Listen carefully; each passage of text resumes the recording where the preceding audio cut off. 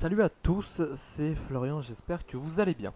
Vidéo différente des autres, non pas sur du Bleach Brave Souls comme j'en ai l'habitude, mais pour parler du chapitre 687, fêtant les 20 ans du manga Bleach. Donc, bien évidemment, je fais un petit disclaimer pour les gens qui n'ont regardé que l'animé, terminez d'aller lire le manga avant de regarder cette review, et revenez par la suite, sinon ça risque de vous spoil, bien évidemment. Je vais énoncer dans cette petite review les faits les plus intéressants de ce chapitre. Sur ce, commençons dès à présent à parler du chapitre. Nous commençons le chapitre sur le fils d'Orihime et d'Ichigo, Kazui Kurosaki, qui lors de la nuit, faisant semblant de dormir, va pour sortir jouer dehors. Kon partit ensuite l'accompagner pour ne pas le laisser seul. Lors de sa sortie, Kazui va croiser une âme errante qu'il va ensuite raccompagner vers un sanctuaire. Kazui va effectuer une incantation pour amener l'âme errante dans un endroit où elle ne sera plus toute seule. Non pas une porte qui mènera vers la Soul Society, mais une porte qui mènera autre part, vers l'enfer. Kazui réconforte l'âme, en lui disant que tout se passera bien. Donc, on imagine bien que ce n'est pas la première fois que Kazui a expérimenté ça. 3 heures plus tôt, nous retrouvons Ichika Abarai, la fille de Rukia et Renji, s'entraîner avec son maître Ikaku Madarame. Yumichika débarque pour lui rappeler le rite funéraire de l'âme. Une cérémonie qui a lieu tous les 12 ans pour les funérailles des capitaines morts au combat et qui a pour but de capturer un holo vivant. Nous retrouvons ensuite Renji et Ichigo ayant une conversation au téléphone parlant de cette fameuse cérémonie regroupant les capitaines et les vice-capitaines. Et Ichigo fut invité pour ce rite de la part de Rukia et du capitaine commandant Kyoraku. Nous retrouverons ensuite Mayuri, le capitaine de la 12e division, annonçant à tous les vice-capitaines de se réunir dans le monde des vivants. Nous revoyons évidemment tous nos capitaines, vice-capitaines et shinigami préférés, ou presque.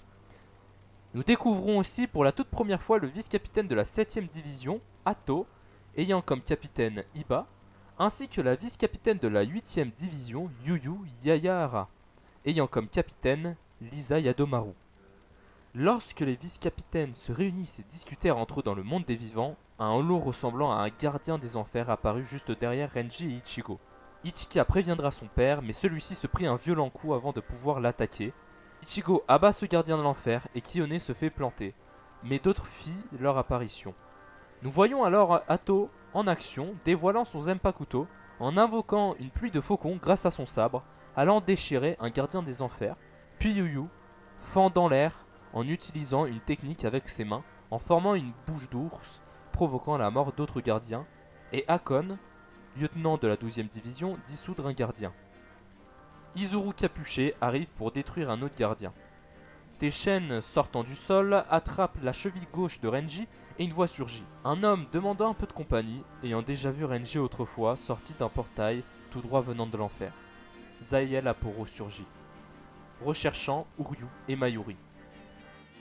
Par la suite, Zael explique à Renji qu'il est allé en enfer, n'étant plus lui-même un holo, en lui disant que c'est un endroit merveilleux.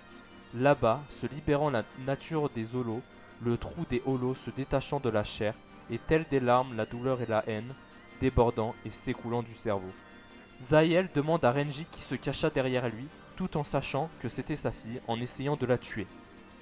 Renji essaye de s'échapper avec sa fille malgré la chaîne qui le bloque, mais Ichigo arriva à temps, détruisant la chaîne pour le libérer. Et Zael souhaitant éliminer Ichigo par la suite. Nous retournons à la Soul Society avec tous les capitaines voyant des particules spirituelles flottant dans l'air. Kyoraku expliqua par la suite que celles-ci viennent des enfers puis parla d'une certaine croyance, celle du pouvoir mystique, permettant d'évaluer le niveau de noblesse d'une personne.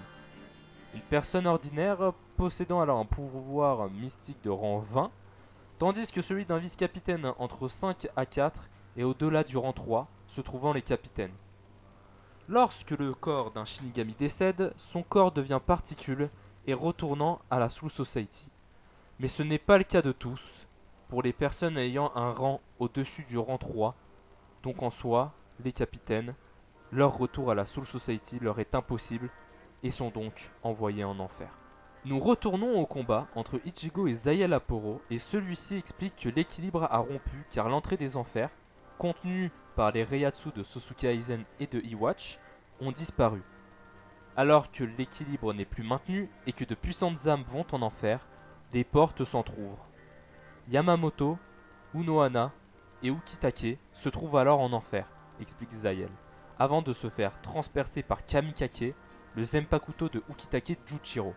Zayel explique que le rituel est terminé et que les Shinigami ont vaincu tous les gardiens de l'enfer devant les yeux d'Ukitake, étant devenu donc lui-même le gardien de l'enfer. Zayel, avant de retourner en enfer, énonce que les enfers n'étaient pas si loin en disant que les papillons menant les Shinigami ne sont-ils pas des papillons menant les Shinigami vers l'enfer. Et c'est ainsi donc que le chapitre se terminant avec Kazui mené par des papillons, annonçant le nouvel arc de Bleach, Lamentation des mâchoires des enfers. Mais alors, qu'est-il advenu d'Aizen et d'Iwatch? Aizen se trouve-t-il toujours dans le Muken alors que les capitaines décédés se trouvent dans les enfers? Allons-nous revoir nos anciens capitaines ainsi que les 13 sanguinaires? Nous le saurons dans un futur chapitre.